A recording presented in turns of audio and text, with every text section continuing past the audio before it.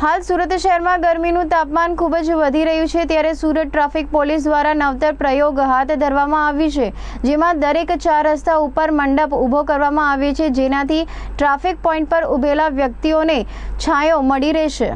સુરતના માનનીય police commissioner Shri અને જોઈન્ટ પોલીસ કમિશનર શ્રીના માર્ગદર્શન હેઠળ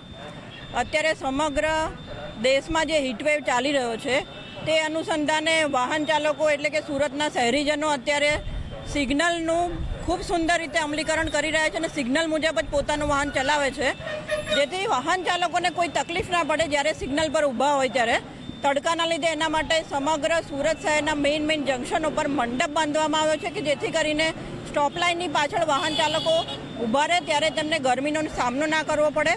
તેમના સ્વાસ્થ્યમાં કોઈ તકલીફ ના પડે અને સ્વસ્થ રીતે જીવન જીવી શકે, આવી ગરમીમાં પણ એમની આડઅસરો જોવા ના મળે એ કારણસર અમે મંડપ બાંધી રહ્યો છે। અને સાથે સાથે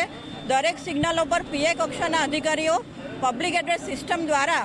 એમને ટ્રાફિકના નિયમો બાબતે અલગ અલગ વિષયો પર જાણકારી આપી રહ્યા છે, જેમાં સિગ્નલ મુજબ જ પોતાનું વાહન ચલાવવું, સાથે સાથે સ્ટોપ લાઇનની પાછળ પોતાના વાહનો ઊભા રાખવા અને ઝેબ્રા ક્રોસિંગ એટલે કે રાહદારીઓના લીધે એમણે ઝેબ્રા ક્રોસિંગ જે છે ખુલ્લું રાખવું, જેના લીધે સિનિયર સિટીઝનો અને અન્ય જે રાહદારીઓ છે એ રસ્તો ઇઝીલી ક્રોસ કરી શકે। અને અમે હંમેશા સુરત શહેર ટ્રાફિક પોલીસ એ સૂત્રને સાર્થક કરવામાં માનીએ છીએ કે સુરત શહેર પોલીસ તમારી સાથે તમારી માટે।